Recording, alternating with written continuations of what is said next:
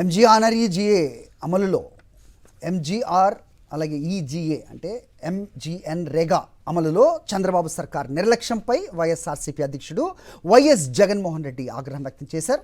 అంతులేని అవినీతి, అసమర్థ నిర్ణయాలతో గ్రామీణ వ్యవస్థ దెబ్బతింటోందంటూ ట్వీట్ చేశారు ఆయన. చంద్రబాబు ప్రభుత్వం అంతులేని అవినీతి చేస్తూ ప్రజా సమస్యలను పట్టించుకోవటం లేదంటూ ఫైర్ అయ్యారు. ఉపాధి హామీ పథకం గ్రామీణ ఆర్థిక వ్యవస్థకు అత్యంత కీలకమన్నారు. దీని ద్వారా గ్రామీణ ప్రాంతాల్లో ఉపాధి పెరుగుతుందన్నారు.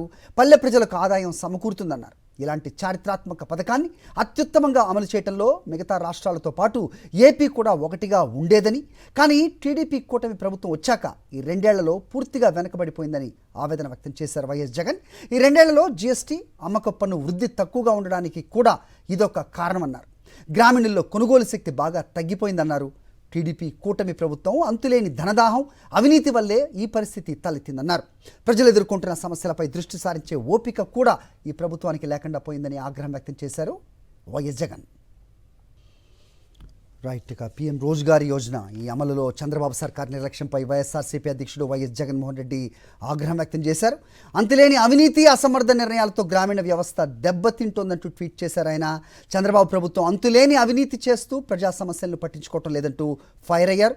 ఉపాధి హామీ పథకం గ్రామీణ ఆర్థిక వ్యవస్థకు ఎంత కీలకమో చెప్పారు. దీని ద్వారా గ్రామీణ ప్రాంతాల్లో ఉపాధి పెరుగుతుందన్నారు. పల్లె ప్రజలకు ఆదాయం సమకూరుతుందన్నారు. కానీ ప్రస్తుతం ఆ పరిస్థితి లేదంటూ చెప్పారు ఆయన. గత ప్రభుత్వ 5 సంవత్సరాల్లో వైఎస్ఆర్సీపీ ప్రభుత్వంలో ఉన్నప్పుడు ఏ రకంగా ఉండేది, ప్రస్తుతం ఏ రకంగా ఉందో పోల్చి మరీ చెప్పిన పరిస్థితి. మరిన్ని అప్డేట్స్ మా కరెస్పాండెంట్ రవీందర్ ఇస్తారు. రవీందర్,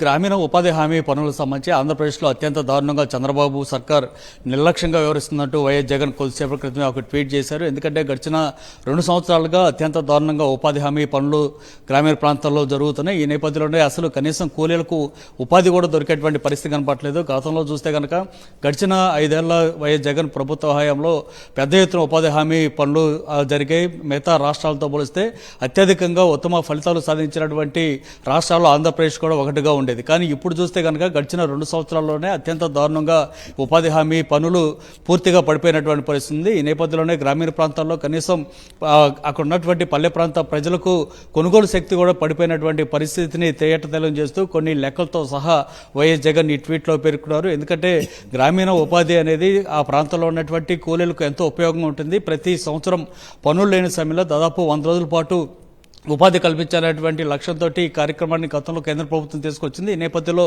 ఆంధ్రప్రదేశ్ వ్యాప్తంగా కూడా ప్రతి చోట ఈ ఉపాధి హామీ పనులు ప్రతి 100 రోజులు అనేది కార్యక్రమం ఖచ్చితంగా కొనసాగేది. ప్రతిరోజు 311 రూపాయల చొప్పున కూలీలకు వేతనం కూడా సమకూరేది. కానీ చంద్రబాబు ప్రభుత్వం వచ్చిన తర్వాత గడిచిన 2 సంవత్సరాల్లో మొట్టమొదటి ఉపాధి హామీ కూలీల మీద వేటు వేశారు. అక్కడ పనిచేస్తున్నటువంటి ఫీల్డ్ అసిస్టెంట్లను తొలగించారు. కొన్ని చోట్ల వారు రాజీనామా చేయబోతే హత్యలు చేసినటువంటి సంఘటన కూడా రాయలసీమలో మనం చూసినటువంటి.